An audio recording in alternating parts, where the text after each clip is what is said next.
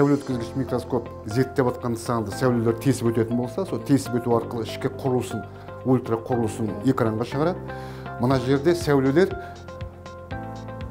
зерттеліп жатқан заттың бетінен қайтады да сыртқы морфологиясын, сыртқы суретін бізге несін береді, бейнесін береді. Өз кезегінде бұл сканирующий микроскоп, бұның ішінде екі түрлі детектор бар, екі түрлі электрондар бар. Біреу екінші рет электрон болса, екіншісі қайтарылған электрон дейміз. Сонда екі электрон, екі детектор, екі түрлі сурет береді. Композициялық, топографиялық, морфологиялық деген сияқты.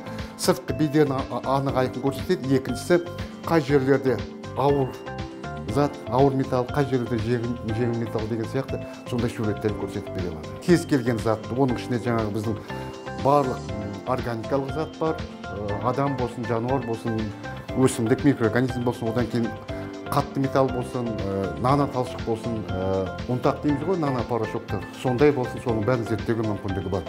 Жақсы суретін, бет сыртқы морфологиясын жақсы береді. Бұның жаңағы бір артықшылығы бұған сынама жасау өте бірінші микроскоппен салыстырғанда өте тез, оңай дайындалады. Мысалы, егер сондай күрделі болмаса, бір күннің ішінде бұған сынаманы реттеп алуға болады. Егер бұғандай жаңағындай ылғал материал дайындау керек болса, арнайы аппаратта оны жаңағы құрғатып бар, ішіне деформация бермей құрғатып бар дайындаймыз, оған кішкене уақыт көп кетуі мүмкін. Одан кейін биологиялық материалдар өз кезегінде диэлектrik болып келеді. Диэлектrik дегеніміз тоқ өткізбейді. Тоқ өткізетін материал өз кезегінде электрондар бетінен қайтқан кезде олар бетіне заряд жинамайды, қуат жинамайды. Ал тоқ өткізбейтіндер бетіне электрондар ұрып және қайтқан кезде олар заряд жинайды. Одан кейін жарқырайды да экраннан суретті дұрыс көрсетпей қояды. Сол үшін арнайы аппарат бар. Вакуумдық жаңағы ион шашқыш дейміз. Ол кез келген жаңа зерттелетін заттың бетіне ауыр металдардың ионын өте жіңішке пленка түседі. Сол өз кезегінде жаңа электрондармен микроскоппен зерттеп жатқан кезде олардың қуаттанып зарядталып кетпеуіне мүмкіндік береді.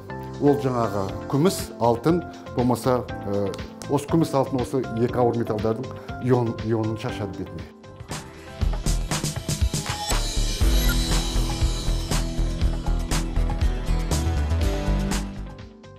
Бір қарағанда бізге кішкентай ғана бір қызықсыз сияқты болып көрінеді. Ал егер зерттеп, микроскоппен зерттеп қарасаңыздар, тіптен мүлдем әсер аласыздар. Мынау біздің құмырсқаның иесі, бір жақ қабырғасы үлкейтіліп көрсетілген.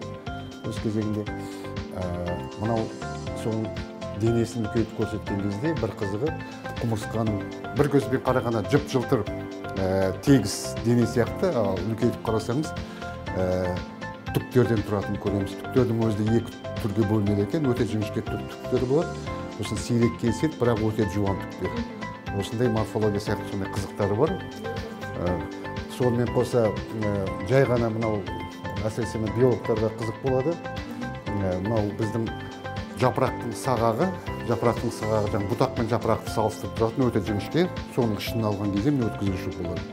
Жай қарапайым көзбен көрген кезде бізге бір тұтас материя сияқты ғана түкте білінбейді, ал өз кезегінде қараңыздар, өте керемет сурет,